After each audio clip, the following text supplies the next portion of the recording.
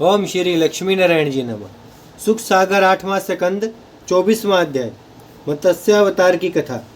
राजा परीक्षित इतनी कथा सुनकर बोले, हे सुखदेव स्वामी, मेरा मन नारायण जी के अवतारों की कथा सुनने से नहीं भरा, इसलिए मत्स्यावतार की कथा सुनना चाहता हूँ। कितने बड़े ईश्वर ने छोटा अवतार मछली का क्यों लिया? सुखदेव जी ने कहा, हे राजन, आदि पुरुष भगवान जन्म में मरण से रहित हैं, केवल इस वास्ते अवतार लेते हैं कि हरि भक्त लोग उन अवतारों की लीला कह सुनकर भवसागर पार उतर जावें। जब गो ब्राह्मण देवता पृथ्वी धर्म और हरि भक्तों पर दुख पड़ता है तब वे छोटे व बड़े जीव का विचार नहीं करते। जब गो ब्राह्मण देवता पृथ्वी धर्म और हरि भक्तों पर दुख पड़ता है तब वे छोटे व बड़े जीव का विचार नहीं करते। मत्स्य अवतार की कथा इस तरह है। एक बार प्रलय होने पर ब्रह्मा रात्रि को अचेत सोए थे।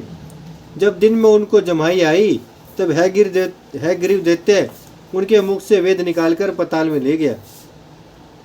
ब्रह्मा ने यह जानकर नारायण जी से विनय किया कि महाराज, हैग्रीव दैत्य वेद चुरा ले गया है, सो वेद के बिना संसारी काम नहीं हो सकते।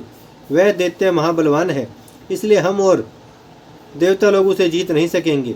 आप वेद लाने के वास्ते कोई उपाय कीजिए। सत्यव्रत श्राद्ध देव के बेटे ने राजगद्दी छोड़कर 10,000 वर्ष तप करके महाप्रलय देखने की इच्छा की। तब नारायण जी ने ब्रह्मा के विनय करने से वेद को लाने और अपने भक्त राजा सत्यव्रत की इच्छा पूर्ण करने के लिए मत्स्य अवतार लिया था। एक दिन राजा सत्यव्रत कीर्तिमाला नदी में नहाने गया। जब स्नान करके तर्पण के निमित्त दोनों हाथ में जल उठाया तब एक बहुत छोटी मछली अंजलि में दिखाई देकर बोली, हे राजन, मैं बहुत दीन हूँ, तेरी शरण में आए हूँ। यदि तू मुझे फिर जल में डाल देगा तो बड़ी मछली मुझे खा जाएगी, इसलिए तुझसे यह चाहते हूँ कि मुझे नदी में न डालकर मेरा पालन कर। राजा यह वचन सुनते आश्चर्य मानकर मन में कहने लगा कि यह मछली मनुष्य के समान बोलती है, इसलिए अवश्य इसकी रक्षा करनी चाहिए। ऐसा विचार कर राजा ने उस मत्स्य को अपने कमंडलू में धरकर कहा, तू धैर्य रख, मैं तेरा पालन करूँगा। जब राजा सत्यव्रत उस मत्स्य को अपने स्थान पर ले आए तो क्षण भर में वह बढ़कर कमंडलू में फंस गई। तब फिर उसने कहा, हे राजन, कमंडलू में मुझे दुख मालूम होता है, कहीं चौड़ी जगह में रखो। जब राजा ने कमंडलू तोड़कर मछली को घड़े में रखा और एक पैर बीतने पर फिर जाकर देखा तो मछली वहाँ भी बढ़कर फंस गई थी। वह फिर बोली, हे राजन, इस घड़े में भी मेरा अंग नहीं समाता। फिर राजा ने एक बड़े मटके में उसे रखा, वहाँ भी मछली और बड़ी। तब एक गड्ढा खुदवाकर पानी से भरवा कर रख दिया। जब गड्ढा भी मत्स्य के शरीर बढ़ने से भर गया तब उसे तालाब में ले जाकर रखा। थोड़ी देर में वह मत्स्य इतना बढ़ा कि तालाब में भी उसका अंग नहीं समाया। जब राजा ने तालाब को नदी तक खुदवाकर उस मत्स्य को वहां पहुंचा दिया, जब दूसरे दिन फिर राजा स्नान करने गए तो देखा कि मछली से सब नदी भरी है।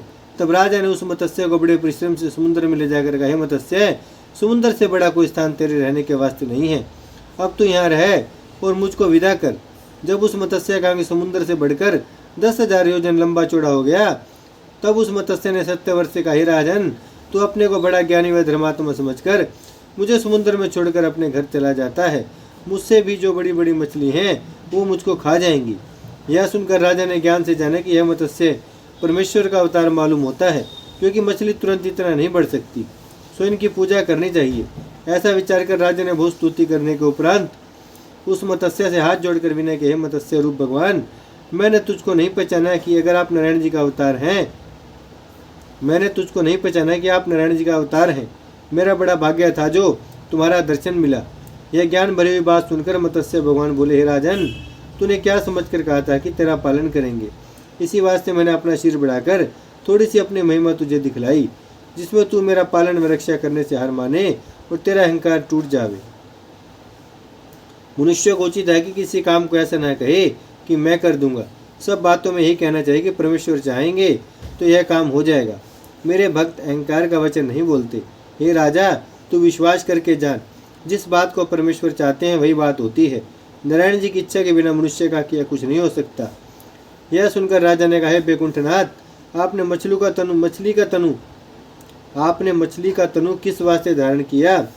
तब मत्स्य भगवान बोले, हे राजन, मैं तनु धरने व मरने दोनों से रहित रहकर अपने भक्तों व सेवकों की इच्छा पूर्ण करने के वास्ते कभी कभी सगुण अवतार लेकर अपना नाम प्रकट करता हूँ। सो इन दिनों ब्रह्मा कि विनय करने से वेद लाने और तेरी इच्छा पूर्ण करने के लिए जो तू महाप्रलय का कौतुक देखना चाहता था, हमने मत्स्य रूप अवतार लिया है। मैंने वारा, कच्छप और नरसिंह अवतार जो लिया था उससे मैं छोटा नहीं हो गया, और रामचंद्र व श्री कृष्ण अवतार लेने से मेरी कुछ पदवी नहीं बढ़ी। मैं सदा समान रहकर घटने व बढ़ने से रहित हूँ।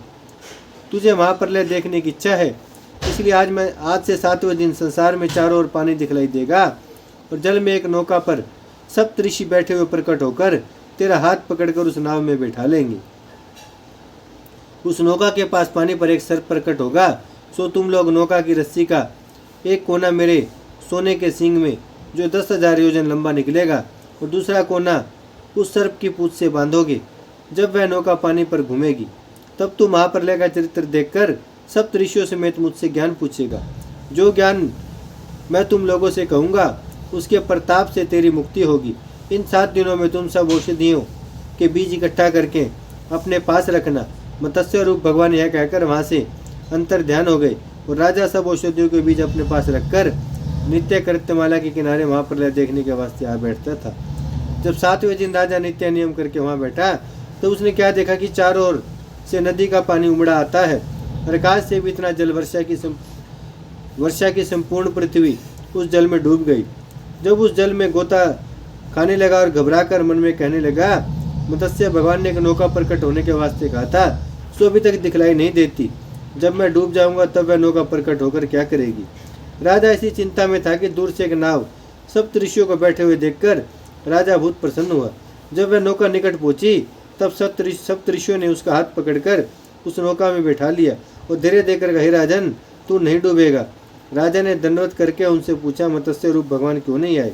सप्तऋषि बोले, तुम ईश्वर का स्मरण करो, मत्स्य रूप भगवान भी आते हैं। जैसे ही राजा ने प्रेम पूर्वक नारायण जी का ध्यान किया, वैसे ही मत्स्य रूप भगवान ने राजा को दर्शन दिया। जब वासुकी सर्प वहां जल में प्रकट हुआ और सप्तऋषि और वह राजा ने नौका की रस्सी का एक कोना, वह रस्सी भी सर्प की थी, उस मछली के सींग में, और दूसरा कोना वासुकी नाग की पूंछ से बांधा, तब वह मछली उस नाव को पानी में फिराने लगी। राजा ने इच्छा पूर्वक महाप्रलय का कौतुक देखकर मत्स्य रूप भगवान से विनय किया, महाराज आपने दयालु होकर महाप्रलय का चरित्र मुझे अच्छी तरह दिखाया। अब मैं यह चाहता हूँ कि आप मुझको ज्ञान सिखलाकर भवसागर पार उतार दीजिए, जिसमें जन्म मरण से छुट्टी पाऊँ। संसारी मनुष्य ऐसा कर्म करता है जिससे सदा महाजाल में फंसा रहे। जो कोई मनुष्य तन पाकर अपना परलोक नहीं बनाता, वह फिर कुत्ता व शुकर आदि 84 लाख योनि में जन्म लेकर दुख पाता है। संसारी मनुष्य रात्रि दिन स्त्री पुत्र व धन के मुंह में फंसा रहता है। किसी समय नारायण जी को जो उसका बेड़ा पार लगावेंगे स्मरण नहीं करता। परमेश्वर अपनी दया से जिसका मनोरथ पूर्ण करते हैं, वह अपने अज्ञान से उस काम को कहता है कि मैंने परिश्रम से किया। घर द्रव्य स्त्री व लड़कों को अपना जानकर उनकी प्रीति में अपना जन्म अकार्थ करता है, और यह नहीं समझता कि पूर्व जन्म के संस्कार से सब जीव अपना बदला लेने के वास्ते संसार में आकर इकट्ठा होते हैं। सो हे दीनानाथ, इसको बुद्धि का छूटना और ज्ञान का प्राप्त होना आपकी दया के बिना नहीं हो सकता। जब तक मनुष्य संसारी माया से विरक्त नहीं होता, तब तक आवागमन से नहीं छूटता। जिस पर आप दयालु होकर ज्ञान देते हैं, वह भवसागर पार उतर जाता है, नहीं तो बारंबार जन्म लेकर दुख पाता है। मुझे अपना दास जानकर ऐसा ज्ञान दीजिए जिसमें भवसागर पार उतर जाऊं। यह सुनकर मत्स्य रूप भगवान ने राजा को जिस ज्ञान का उपदेश किया था, वह सब ज्ञान विस्तार पूर्वक मत्स्य पुराण में लिखा है। वही ज्ञान सुनने से राजा सत्यव्रत परम ज्ञानी हो गया। फिर मत्स्य रूप भगवान बोले, हे राजन तू अपनी आंख बंद कर ले। जैसे राजा ने आंख बंद करके फिर खोला, तो अपने को उसी नदी के तट आसन पर बैठे हुए पाया, और महाप्रलय का कौतुक फिर ना दिखाई दिया। यह चरित्र और नारायण जी का महिमा देखकर राजा ने आश्चर्य मानकर मन में समझा कि मत्स्य रूप भगवान ने अपनी माया से मेरी इच्छा अनुसार यह कौतुक दिखलाया है।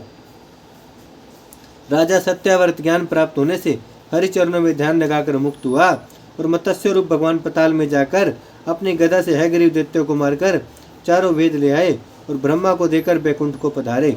इतनी कथा सुनाकर सुखदेव जी बोले, हे राजन, 14 मनवंतरों में जो जो अवतार परमेश्वर लेते हैं, उनकी कथा तुमसे वर्णन की। 14 मनवंतर ब्रह्मा के एक दिन में बीत जाते हैं, और इतनी ही बड़ी उनकी रात भी होती है। उसी दिन व रात के प्रमाण से ब्रह्मा 100 वर्ष जीते हैं। इतनी कथा सुनकर राजा परीक्षित ने विनय किया, हे महाप्रभु, 14 मनवंतरों और परमेश्वर के अवतार लेने की कथा, जिसके सुनने से संसारी जीव भवसागर पार उतर जाते हैं, तुम्हारे मुखराविन से मैंने सुना। आप भूत, भविष्य व वर्तमान तीनों काल के ज्ञाता हैं, इसलिए मैं चाहता हूँ कि आपके मुख से सूर्यवंशी व चंद्रवंशी राजाओं की कथा जो पहले हो गए हैं सुनूं। शुकदेव जी यह बात सुनकर बोले कि हे राजन, तुमने बहुत अच्छी बात पूछी, हम कहते हैं सुनो। कदाचित कोई ऐसा कहे कि शुकदेव जी ने वैष्णव होकर संसारी राजाओं का वृत्तांत किस वास्ते कहा, सो उन्होंने 2 गुण समझकर यह कथा कही है कि एक यह है कि राजा धर्मात्मा और ज्ञानी थे, संसारी माया से विरक्त होकर मुक्त हुए। उनकी कथा सुनने से राजा परीक्षित को राज्य छोड़ने और शरीर त्यागने का सोचना होगा। दूसरे, परम ब्रह्म परमेश्वर ने रामचंद्र का अवतार सूर्यवंश में और कृष्ण का अवतार चंद्रवंश हरि भक्तों को सुख देने के वास्ते धारण करके अनेक लीलाएं की हैं। वह कथा सुनकर संसारी लोग सब पापों से छूटकर मुक्ति पावें। ओम श्री लक्ष्मी नारायण जी नमः।